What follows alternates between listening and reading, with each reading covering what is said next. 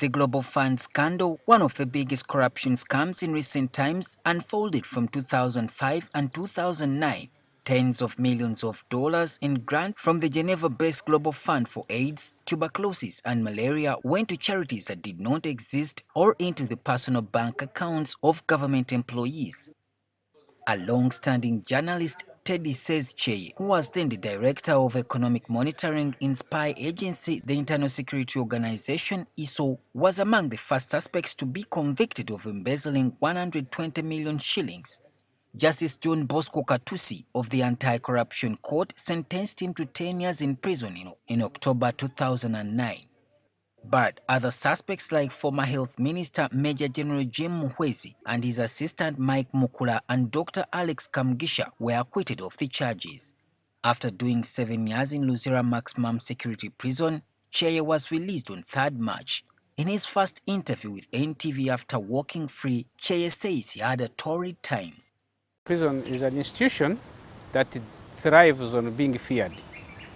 So they make it's a horrible place to be. So you get this idea that you're going to a place of unknown. You don't know what is going to be there. From the time you enter, you go through about 4 gates. But like the saying goes, even dark clouds have a silver lining. Cheeye made the best out of a tough life behind bars. I found so much peace in prison, and I found so much spiritual calling there. So which I would not have got if I had remained in the movement bus, 1986 model. Although he went up to the highest appellate court, the Supreme Court, to challenge his sentence and conviction, Cheeye was not successful, but he still strongly believed that he didn't get justice. That Ogola looked at it with the purely common sense. This one looked at it purely from a legalistic way with the intention to catch me. That's why I did not defend myself before Justice Katusi. It was the irony of ironies that the once feared crusading journalist who edited and ran the no-holds-barred Uganda Confidential newsletter that broke big corruption stories ended up convicted of corruption. But Cheeye believes that he paid the ultimate price for stepping on the toes of powerful people. So everywhere they were waiting for me.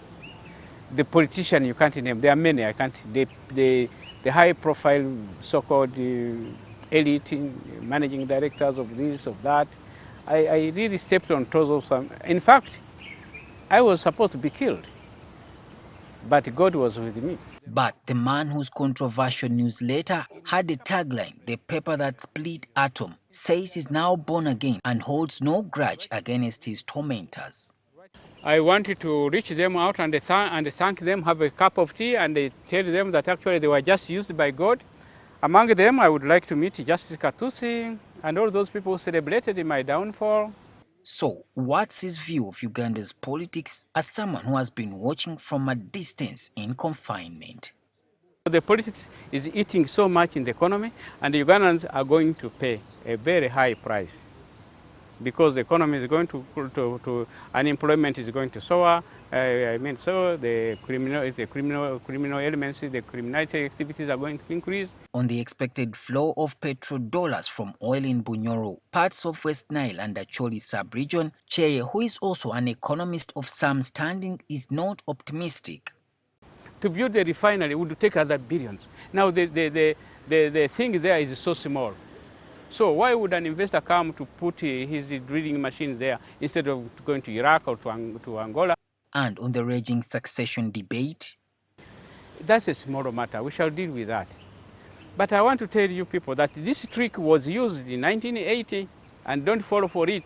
Cheeye also touched on the controversial issue of whether to lift the 75-year presidential age limit. So it's not a question of the age. It is a question of principle. It is a question of term limit. As he enjoys freedom again, Cheeye has embarked on reviving his newsletter, The Uganda Confidential. He says the first edition will be out early April. Solomon Kaweesa, NTV.